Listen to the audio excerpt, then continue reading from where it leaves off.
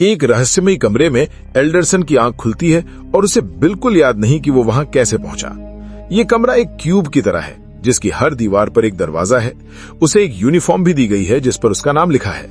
Alderson एक दीवार खोलता है और एक छोटे रास्ते से झांक कर देखता है तो पता चलता है कि बगल वाला कमरा भी बिल्कुल वैसा ही है। जैसे ही वो पीछे हटता है दरवाजा अपने आप बंद हो जाता है। फिर एल्डरसन फर्श वाला दरवाजा आजमाता है और वहां भी उसे एक जैसा ही कमरा मिलता है। दूसरी दीवार के साथ भी ऐसा ही होता है तो वो आगे बढ़ने का फैसला करता है। इस नए कमरे में एल्डरसन कदम रखने से पहले आसपास देखता ही है कि अचानक एक तेज धार वाली जाली उसे छोटे छोटे टुकड़ों में काट देती है। कुछ वक्त बाद क्वेंटिन कमरा बदलता है और उसे एक कमरे में वर्थ सोता हुआ मिलता है। वो उसे जगाने की कोशिश करता है पर कोई फायदा नहीं होता। क्वेंटिन फिर एक दीवार खोलता है पर दूसरे कमरे में कुछ नहीं मिलता। जब वो मुड़ता है तो वर्थ आखिरकार जाग चुका होता है। उसी पल उन्हें बगल वाले कमरे में कुछ आवाज सुनाई देती है और क्वेंटिन तैयार हो जाता है। दीवार का दरवाजा खुलता है और हॉलोवे प्रकट होती है तो क्वेंटिन उसे कपड़ों से पकड़कर जमीन पर फेंक देता है। वो उसे पीटने ही वाला होता है पर वो चिल्लाती है और उसे एहसास होता है कि वो भी एक शिकार है, इसलिए वो माफी मांगकर उसे छोड़ देता है। अचानक उन्हें मदद के लिए किसी के चिल्लाने की आवाज आती है। क्वेंटिन एक दरवाजा खोलता है और उसे दूसरे कमरे में लेविन मिलती है। वो नया कमरा पार करने के लिए तैयार होती है पर क्वेंटिन उसे रोक देता है। आसपास एक नजर डालने के बाद क्वेंटिन उसके कमरे में जाता है और उसे रास्ता पार करके बाकी लोगों से मिलने में मदद करता है। इस दौरान उसकी ऐनक गिरकर टूट जाती है। तभी छत वाला दरवाजा खुलता है और रेन नीचे आकर उनके साथ शामिल हो जाता है। क्वेंटिन ग्रुप को बताता है कि वो हर जगह ऐसे ही नहीं चढ़ सकते क्योंकि वहां जाल और ऐसी चीजें हैं कि जब उसने नीचे वाले कमरे में झांका तो वो लगभग अपना सर ही खोने वाला था। हॉलोवे देखती है कि वर्थ के सर से खून बह रहा है और उसके जख्म को चेक करती है। साथ ही बताती है कि वो एक डॉक्टर है। रेन अपने जूते निकालता है और एक बगल वाले कमरे में फेंकता है। तुरंत एक जाल एक्टिवेट हो जाता है और जूते में आग लग जाती है, जिससे रेन नतीजा निकालता है कि दीवारों में मोशन सेंसर्स लगे हुए हैं। क्वेंटिन सबसे पूछता है कि क्या किसी को याद है कि वो यहाँ कैसे पहुंचे, पर किसी को कुछ याद नहीं होता। वो सब अपने रोजाना के कामों में बिजी थे कि अचानक बेहोश हो गए और इन यूनिफॉर्म्स में यहाँ होश आया। ऊपर से आती अजीब आवाजों के बीच ग्रुप चर्चा करता है कि अब क्या किया जाए। लेविन को लगता है कि उन्हें इसी कमरे में किसी का इंतजार करना चाहिए, पर वर्थ का मानना है कि कोई उन्हें लेने नहीं आएगा। ज्यादातर लोग इस बात पर राजी होते हैं कि उन्हें बाहर निकलने का रास्ता ढूंढना चाहिए। जब लेविन को घबराहट होने लगती है तो क्वेंटिन उसे शांत करता है और बताती है कि वो एक पुलिस वाला है और वादा करता है कि वो उसे सुरक्षित रखेगा। रेन अपना जूता दूसरे कमरे में फेंकता है और कुछ नहीं होता तो वो सब उस कमरे में चले जाते हैं। वो ये तरीका कुछ बार दोहराते हैं जबकि वो अजीब मैकेनिकल आवाजें उनके और करीब आती महसूस होती हैं। एक रास्ता पार करते वक्त लेविन की नजर एक छोटी सी तख्ती पर पड़ती है और वो उसे पढ़ने के लिए अपनी ऐनक पहन लेती है। उस पर कुछ नंबर्स लिखे होते हैं और हर कमरे में एक अलग तख्ती लगी है। ग्रुप उम्मीद करता है कि इसका मतलब ये न हो कि यहाँ 500 मिलियन से ज्यादा कमरे हैं। हॉलोवे बताती है कि बिना खाने और पानी के इन तनाव भरी स्थितियों में वो सिर्फ 3 दिन ही जिंदा रह पाएंगे। रेन बताता है कि वो एक बटन चूस रहा है और उसे भी ऐसा ही करने को कहता है क्योंकि इससे थूक बनता रहता है। कुछ क्यूब्स पार करने के बाद रेन ग्रुप को अगले कमरे में जाने से रोक देता है। जूता तो ठीक होता है पर वो नोटिस करता है कि वहाँ की हवा खुश्क है, इसलिए उसे लगता है कि वहाँ कोई मॉलिक्यूलर केमिकल सेंसर है जो स्किन से निकलने वाले हाइड्रोजन को पहचान लेता है। वो ये भी बताता है कि उसे ये सब इसलिए पता है क्योंकि वो सेंसर्स का एक्सपर्ट है। क्विंटन को एहसास होता है कि रेन वही बदनाम बर्ड ऑफ एटिका है जो 7 जेलों से भाग चुका है। रेन इस बात को कंफर्म करता है और मानता है कि वो उनके साथ सिर्फ इसलिए काम कर रहा है क्योंकि शायद फ्यूचर में उसे उनके जूतों की जरूरत पड़े, पर अगर उन्होंने कोई बेवकूफी की तो वो उन्हें वहीं छोड़ देगा। एक गर्व भरी स्पीच देने के बाद रेन जूतों से एक और कमरा चेक करता है और रास्ता पार करता है। वो दूसरी तरफ सुरक्षित उतर तो जाता है पर 1 सेकंड बाद ही एक डिवाइस उसके चेहरे पर एसिड छिड़क देती है। दरवाजा पहले ही बंद हो चुका होता है, इसलिए क्विंटन उसे फिर से खोलता है और रेन पिघलती हुई स्किन के साथ वापस आता है। उसका शरीर थोड़ी देर तक तड़पता है और फिर आखिरकार उसकी मौत हो जाती है। अगर रेन का जूतों वाला प्लान हर बार काम नहीं करता तो उन्हें पूरी स्थिति का फिर से तज्जिया करना होगा। क्विंटन कहता है कि वो एक पुलिस वाला है, रेन जेल तोड़ने का माहिर था और हॉलोवे एक डॉक्टर है। इसका मतलब यहाँ हर किसी का कोई ना कोई मकसद जरूर है। लेकिन लेविन कहती है कि वो सिर्फ एक कॉलेज स्टूडेंट है और वर्थ की एक मामूली डेस्क जॉब है। हॉलोवे भड़कने लगती है और कहती है कि वो उनके घरों में घुसे और उन्हें यहाँ नंगा कर दिया। वो अपनी ज्वेलरी छीन जाने का दुख मनाती है। तभी क्विंटन को एहसास होता है कि उन्होंने लेविन की ऐनक के अलावा सब कुछ ले लिया है। वो नतीजा निकालता है कि उन्होंने ऐनक इसलिए छोड़ी क्योंकि वो चाहते हैं कि लेविन कुछ पढ़ सके, और वो उससे पूछता है कि क्या वो मैथ्स पढ़ रही है। लेविन अपनी ऐनक पहनती है और तख्तियों को पढ़ना शुरू करती है। उसे उन सारे कमरों के नंबर्स भी याद हैं जहां से वो गुजरे हैं, जिससे उसे एहसास होता है कि प्राइम नंबर्स सिर्फ उन्हीं कमरों में हैं जहां जाल लगे हुए हैं। लेविन एक ऐसा रास्ता चुनती है जिसमें कोई प्राइम नंबर नहीं होता और वो सुरक्षित रास्ता पार कर लेती है, जिससे उसकी थ्योरी सही साबित हो जाती है। अब लेविन की मदद से ग्रुप बिना किसी परेशानी के एक कमरे से दूसरे कमरे में बढ़ता रहता है। लगभग 9 या 10 घंटे बाद भी वो वहीं फंसे होते हैं और उन्हें लगता है कि उन्होंने कोई प्रोग्रेस नहीं की है। हॉलोवे अपना मानसिक संतुलन खोने लगती है तो क्विंटन उसका ध्यान भटकाने के लिए उससे बातें करता है। वो अपने काम के बारे में बात नहीं करना चाहती, इसीलिए क्विंटन उसके परिवार के बारे में पूछती है। क्विंटन बताता है कि उसके 3 बच्चे हैं और वो अपनी पत्नी से अलग हो चुका है। ग्रुप अगले कमरे में जाता है और लेविन को दीवारों या फर्श पर सही नंबर्स नहीं मिलते, जिसका मतलब है कि अगला दरवाजा छत वाला है। क्विंटन ऊपर चढ़कर उसे खोलता है, तभी कजान ग्रुप के ऊपर आ गिरता है। वो अजीब से हाथ के इशारे करते हुए अपना माथा दीवार पर टिका लेता है। हॉलोवे को एहसास होता है कि वो ऑटिस्टिक है और वो उसका ख्याल रखने का वादा करती है। नंबर्स का पीछा करते हुए ग्रुप एक से दूसरे कमरे में बढ़ता रहता है और कई घंटे बीत जाते हैं। वो इस अजीब बिल्डिंग को लेकर अपनी अपनी थ्योरीज पर चर्चा करते हैं। हॉलोवे का मानना है कि ये फौज का काम है, पर क्विंटन को लगता है कि ये किसी पागल बिलियनर के मनोरंजन का जरिया है। हॉलोवे इस बात पर हंसती है और अगले कमरे की तरफ बढ़ जाती है। अचानक उसकी सांस अटक जाती है और कजान चिल्लाने लगता है। उसे लगता है कि वो मर रही है, लेकिन असलियत में वो गलती से अपना बटन निगल गई थी और वो बिल्कुल ठीक होती है।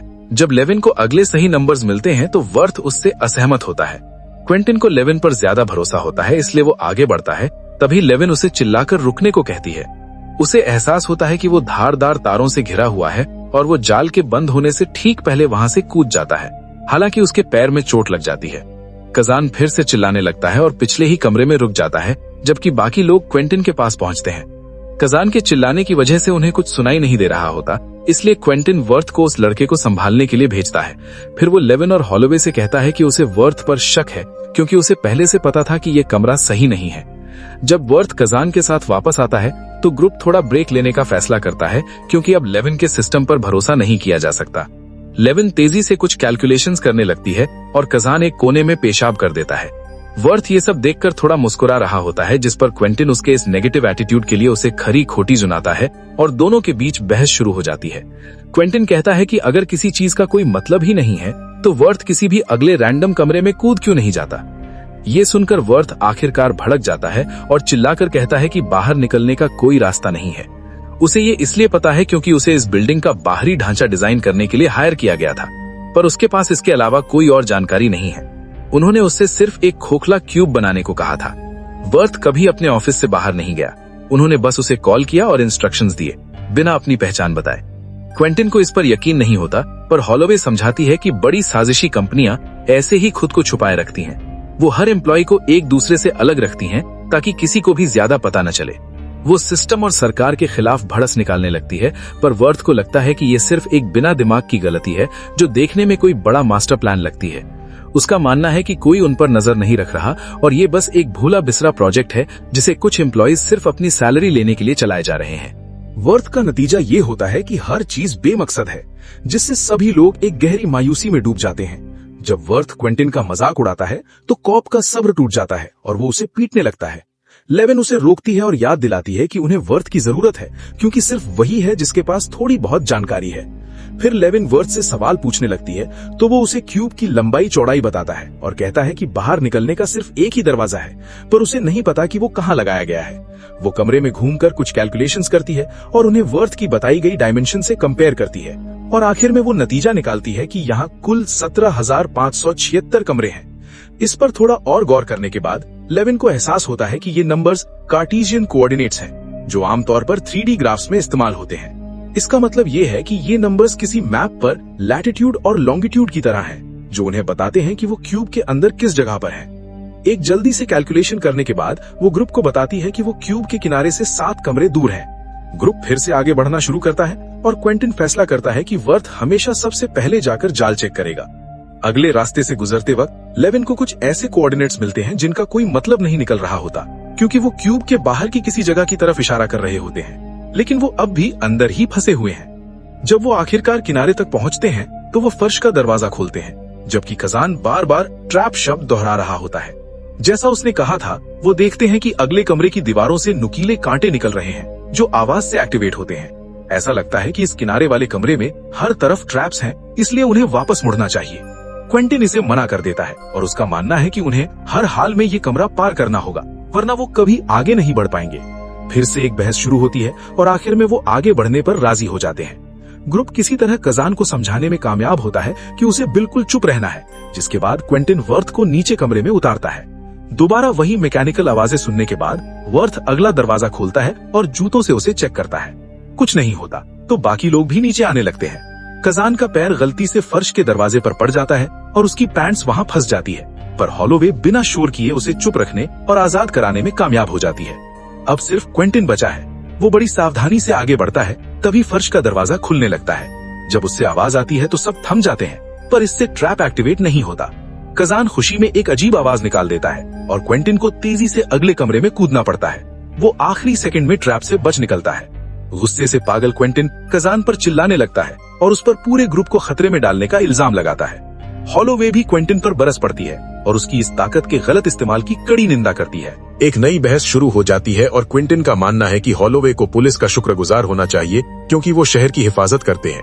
हॉलोवे सिर्फ ये जवाब देती है कि इसी रवैये की वजह से क्विंटिन की पत्नी उसे छोड़कर चली गई, जिस पर क्विंटिन उसे थप्पड़ मार देता है। इसके बाद वर्थ अगला दरवाजा खोलता है और सब ये देखकर खुश हो जाते हैं कि उन्हें बाहरी ढांचा मिल गया है। वहां इतना अंधेरा होता है कि कुछ दिखाई नहीं देता और दीवारों पर चढ़ने के लिए पकड़ने की कोई जगह नहीं होती। क्विंटिन फैसला करता है कि वो सबकी जैकेट्स और पैंट्स को आपस में बांधकर एक रस्सी बनाएगा। वो कहती है कि वो दूसरी तरफ झूलना चाहता है। लेविन कहती है कि क्विंटिन का वजन बहुत ज्यादा है और उसकी जगह उसे जाना चाहिए क्योंकि वो सबसे हल्की है, पर उन्हें मैच करने के लिए उसकी जरूरत है। हॉलोवे खुद आगे आती है और जाने के लिए तैयार हो जाती है। जब बाकी लोग उस जुगाड़ू रस्सी को पकड़ते हैं, हॉलोवे सावधानी से शेल की दीवार से नीचे उतरती है। जब वो रस्सी के आखिरी सिरे तक पहुंचती है तो वो सामने वाली दीवार तक पहुंचने के लिए झूलना शुरू करती है। अचानक कमरा हिलने लगता है, जिस वजह से ग्रुप के हाथ से रस्सी छूट जाती है, तो क्विंटिन तुरंत रास्ते में कूदकर उसे फिर से पकड़ लेता है। लेविन और वर्थ उसके पैरों को पकड़ लेते हैं ताकि वो अपनी जगह टिका रहे और हॉलोवे तब तक ऊपर चढ़ती है जब तक वो क्विंटिन का हाथ नहीं पकड़ लेती। उसी पल क्विंटिन के चेहरे के भाव बदल जाते हैं और हॉलोवे के चिल्लाने से पहले ही वो उसका हाथ छोड़ देता है, जिससे वो नीचे गिरकर मर जाती है। जब क्विंटिन वापस अंदर आता है तो वो नाटक करता है कि हॉलोवे गलती से गिर गई। वो आगे बढ़ना चाहता है, पर लेविन टूटने की कगार पर होती है, इसलिए वर्थ उसे ब्रेक लेने के लिए मना लेता है। वो थोड़ी देर सोने का फैसला करते हैं और क्विंटिन सबके सोने का इंतजार करता है ताकि वो वर्थ से जूता चुरा सके।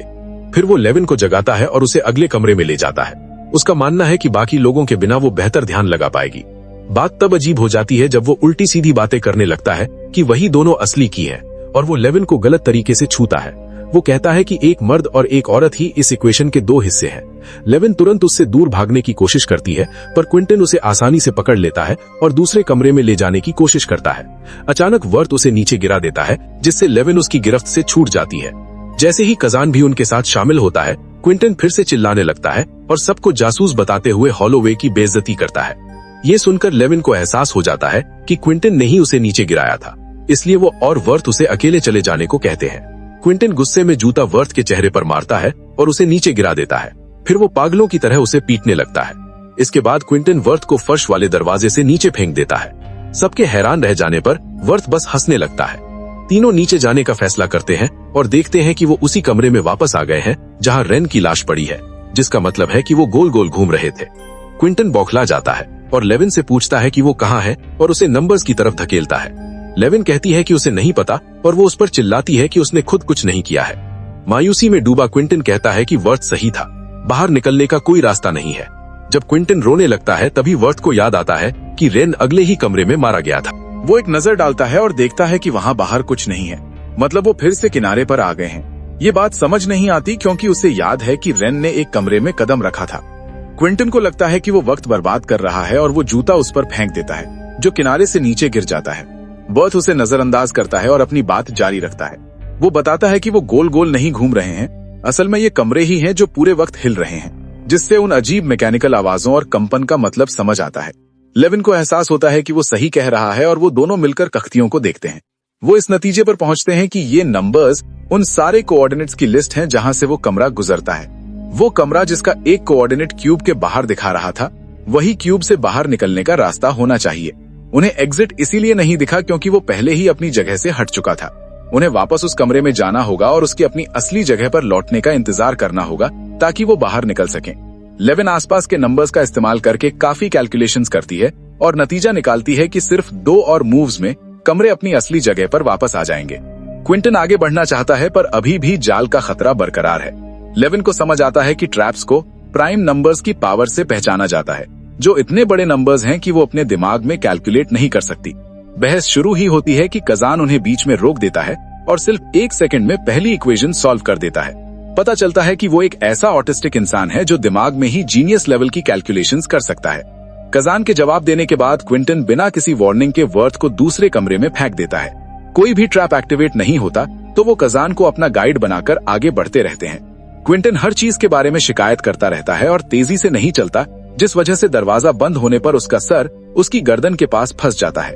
11 और कजान बाकी दरवाजे चेक करने के लिए दौड़ते हैं, जबकि वर्थ को मौका मिल जाता है और वो क्विंटन को पीछे धकेलकर दरवाजा बंद कर देता है। फिर वर्थ 11 से फर्श का दरवाजा चेक करवाता है और पीछे हट जाता है। तभी क्विंटन दरवाजा फिर से खोलकर उनके साथ शामिल हो जाता है। अचानक वर्थ फर्श का दरवाजा खोलता है और क्विंटन गिर जाता है, जिससे उसके सर पर गहरी चोट लगती है और खून बहने लगता है। अब तीनों क्विंटन के उस हिंसा भरे रवैये के बिना आगे बढ़ सकते हैं। कुछ क्यूब्स पार करने के बाद उन्हें फिर से किनारा मिल जाता है और उन्हें रास्ते से हटना पड़ता है जब एक कमरा नीचे फिसलता है। वो बिल्कुल उनके दरवाजे के सामने आकर रुकता है, जिससे उनकी थ्योरी सही साबित हो जाती है। 11 और वर्थ अगले कमरे में चले जाते हैं, पर इससे पहले कि कजान उनके पास पहुंच पाए, कमरे हिलते हैं और वो उनसे दूर हो जाता है। उन्हें पास से ही उसके चिल्लाने की आवाज आती है, इसलिए वर्थ उसे ढूंढने के लिए कुछ कमरे पार करता है, लेकिन कजान बहुत डरा हुआ होता है और वहाँ से हिलने से मना कर देता है। इसी बीच 11 का पैर किसी दर्दनाक चीज पर पड़ता है और उसे अपनी ऐनक का वो टूटा हुआ टुकड़ा मिलता है जो शुरुआत में गिरा था, जिसका मतलब है कि वो वापस वही है और उन्हें वहाँ से हिलना ही नहीं चाहिए था जैसा उसने कहा था। वो बाकी लोगों को जल्दी करने के लिए कहती है तो वर्थ कजन को ढेर सारी कैंडी देने का वादा करके आखिरकार उसे वहाँ से हिलने के लिए मना लेता है। कमरे के फिर से हिलने से ठीक पहले तीनों वापस मिल जाते हैं। 11 दरवाजा चेक करती है पर वहाँ कुछ नहीं होता, इसलिए वो अगले मूव का इंतजार करते हैं। जब कमरा एक बार फिर हिलता है तो ग्रुप अगले कमरे में जाता है और कजन तेजी से सही नंबर्स ढूंढने लगता है। जब वो सही दरवाजा खोलता है तो आखिरकार उन्हें सूरज की रोशनी दिखाई देती है, लेकिन वर्थ बाहर जाने से मना कर देता है क्योंकि उसके पास जीने की कोई वजह नहीं है और उसे लगता है कि बाहर की दुनिया में सिर्फ इंसानी बेवकूफी ही भरी हुई है। लेमन उसे दिलासा देने की कोशिश करती है पर तभी अचानक उसके सीने में चाकू घोंप दिया जाता है। क्विंटन वापस आ चुका है और उसने एक डोर नॉब का इस्तेमाल करके उसे मार दिया है। गुस्से में भरा वर्थ उस पर झपट्टा मारता है और दोनों के बीच लड़ाई शुरू हो जाती है, पर क्विंटन तुरंत वर्थ को भी चाकू मार देता है। कमरा हिलना शुरू हो जाता है, इसलिए कजन एग्जिट खोलता है और निकल जाता है। क्विंटन उसके पीछे जाने की कोशिश करता है पर वर्थ उसके पैर पकड़ लेता है ताकि वो वहां से न जा सके। जैसे ही कमरा मूव करता है, क्विंटन दीवारों के बीच कुचल कर मर जाता है। वर्थ वहीं ढेर हो जाता है और 11 के पास मरने के लिए चला जाता है, जबकि कजन अपनी आजादी की तरफ बढ़ जाता है।